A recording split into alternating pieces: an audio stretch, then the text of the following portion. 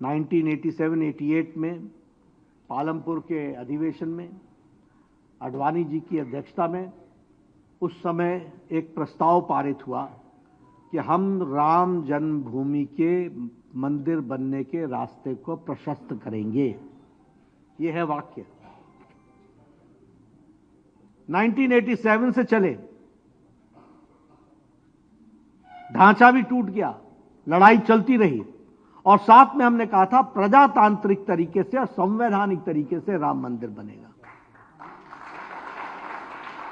आपने देखा एक लंबी लड़ाई के बाद आज रामनवमी के दिन लाखों दर्शन करने वाले लोग भव्य रामलला की मूर्ति को और भव्य राम मंदिर को देखते हैं। इसलिए और हम लोगों ने हमेशा कहा we have not worked on the interest of the party, we have not worked in the interest of X और Y, we have worked for the nation, nation first, देश को आगे रखा। ट्रिपल तलाक, जहां एक तरफ राजीव गांधी के नेतृत्व में शाहबानू केस में वह मुस्लिम अपीजमेंट में झुक गई, घुटने टेक दिए, सुप्रीम कोर्ट बोलता रहा कि मुस्लिम बहनों को आजाद करो, हिम्मत किसी में नहीं आई। और मैंने पार्लियामेंट में भी कहा, मैं यहां भी कहना चाहता हूं, बांग्लादेश, अफगानिस्तान, पाकिस्तान, सीरिया, टर्की, हमारे जितने भी इंडोनेशिया, मलेशिया, जितने भी मुस्लिम देश या मुस्लिम डोमिनेटेड देश हैं, कहीं भी ट्रिपल तलाक नहीं है। सब जगह ट्रिपल तलाक समाप्त हो गया है। यह हमारे भारत देश में ट्रिपल तलाक चल रहा था। लेकिन आज लाखों बहनों को आजाद कराने का काम भारतीय जनता पार्टी आदरणीय मोदी जी के नेतृत्व में हुआ। यह हमको सीए, जवाहरलाल नेहरू और लियाकत अली का पैक्ट हुआ था, तय हुआ था कि यहां पर हमारे मुस्लिम भाइयों की रक्षा होगी और वहां हमारे हिंदू भाइयों की रक्षा होगी। आज ये अलग बात है कि जहां हमारे 22% हिंदू भाई होते थे, आज वो 2 या 3% पर आकर के पहुंच गए। 1.8 पर पहुंच गए। कहां गए? कहां गए हमारे सिख भाई? कहां गए हमारे पारसी भाई? कहां चले गए वो? क्या हुआ? हम लोगों ने कहा, और देखिए मनमोहन सिंह ने पार्लियामेंट में कहा कि इनकी चिंता करो। कांग्रेस के लोगों ने भाषण दिया, पर 10 साल सरकार में रहे, कुछ नहीं कर सके। ये राजनीतिक प्रताड़ना के कारण, रिलीजियस परसिक्यूशन के कारण जो लोग भारत में आए, उनको नागरिक बनने का अधिकार हमारी सरकार ने दिए। इसलिए हमने आइडियोलॉजी में कोई कॉम्प्रोमाइज नहीं किया। जो हमारी विचारधारा थी उसके साथ हमने कभी कॉम्प्रोमाइज नहीं होने दिया। और इसीलिए मैं ये कहना चाहूंगा, अभी ये वक्फ बोर्ड का टर्की में नहीं है, सब जगह पर एंडाउमेंट्स सरकार ने ले लिया। सरकार वक्फ की प्रॉपर्टी को चला रही है। हम तो सरकार भी नहीं चला रही है, हम तो जो चला रहे हैं उनको हम बता रहे हैं कि नियम से चलाओ और नियम से चलना ही पड़ेगा। इस बात को वक्फ बोर्ड में कहा गया। और ये सारी प्रॉपर्टी और पावर और पैसा, ये सारा मुस्लिम भाइयों के शिक्षा पर, स्वास्थ्य पर, उनके रोजगार पर लगेगा। इस बात की चिंता होनी चाहिए। इसलिए हम वैचारिक पृष्ठभूमि पर आगे बढ़ रहे हैं।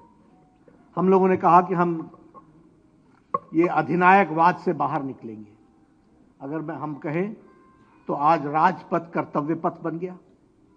सुभाष चंद्र बोस जी की मूर्ति वहां विराजमान हो गई।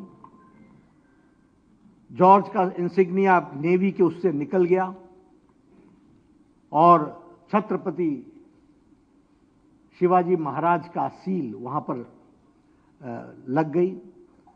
हमारी कोशिश हुई कि जो भारतीय परंपरा, रीति, नीति, संस्कृति के साथ जुड़ा हुआ हमारा इतिहास है, उसको हम आगे बढ़ाएं।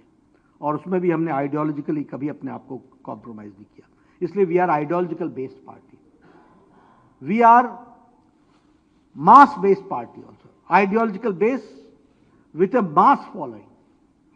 आज हम गर्व के साथ कह सकते हैं कि हमारे 240 मेंबर पार्लियामेंट लोकसभा में, 98 से ज्यादा हमारे राज्यसभा में, 1600 से ज्यादा हमारे विधायक, हमारे 13 सरकारों में विशुद्ध भारतीय जनता पार्टी की सरकार, 7 प्रदेशों में हमारी एनडीए की सरकार, यानी आज भारतीय जनता पार्टी और हमारी विचारधारा में ये करोड़ों करोड़ों कार्यकर्ताओं के द्वारा जो योगदान हुआ है, उसके माध्यम से हम एक आइडियोलॉजिकल बेस्ड पार्टी और मास फॉलोइंग के साथ और कार्डर बेस्ड पार्टी खड़े।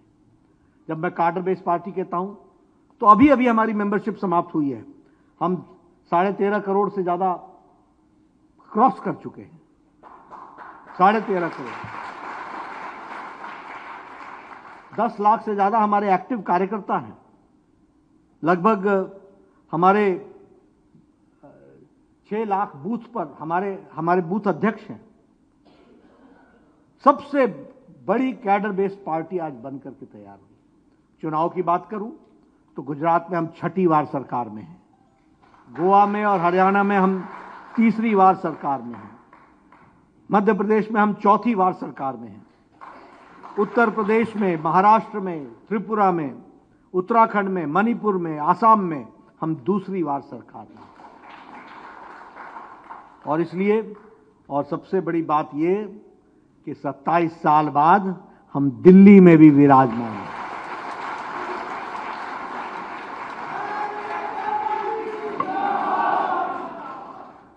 इसलिए मित्रों, यह हम सबको खुश होना चाहिए कि हम जैसे भी भारतीय जनता पार्टी के कार्यकर्ता बने हैं, हम बहुत सौभाग्यशाली हैं, because this is the only political party which has got a scientific growth. ये बहुत ऑर्गेनाइजेशन को भी आगे बढ़ाना, इट्स ए साइंस। चुनाव जीतना यह भी एक साइंस है, यह भी एक अपने आप में एक कला है। और वैचारिक अधिष्ठान के साथ बिना कॉम्प्रोमाइज किए उसको पूरा करना, यह भारतीय जनता पार्टी का कमिटमेंट है।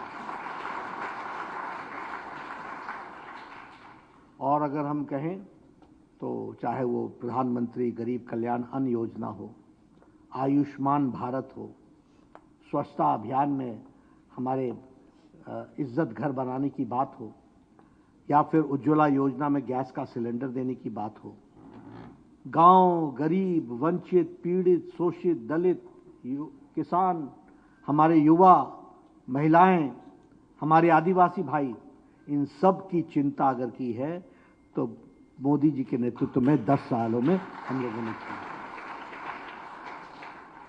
और इसीलिए आज के दिन हमको दोनों बातें करनी चाहिए। अपना अतीत भी याद रखना चाहिए। मैं चाहूंगा आप सब लोगों को थोड़ा भी मौका मिले, श्यामा प्रसाद मुखर्जी जी के जीवन को हम पढ़ें, हमको जरा सा भी मौका मिले हम दीनदयाल उपाध्याय जी को जानें, हमें जरा सा भी मौका मिले तो हमारी जो नेताओं की श्रृंखला है, जिन्होंने नींव के पत्थर के रूप में पार्टी को इतना आगे बढ़ाया है, उन सब के बारे में जानें और उनसे प्रेरणा लेकर के आज जो जिम्मेवारी हमारे ऊपर है कंधों पर, उसको समझ करके चलें।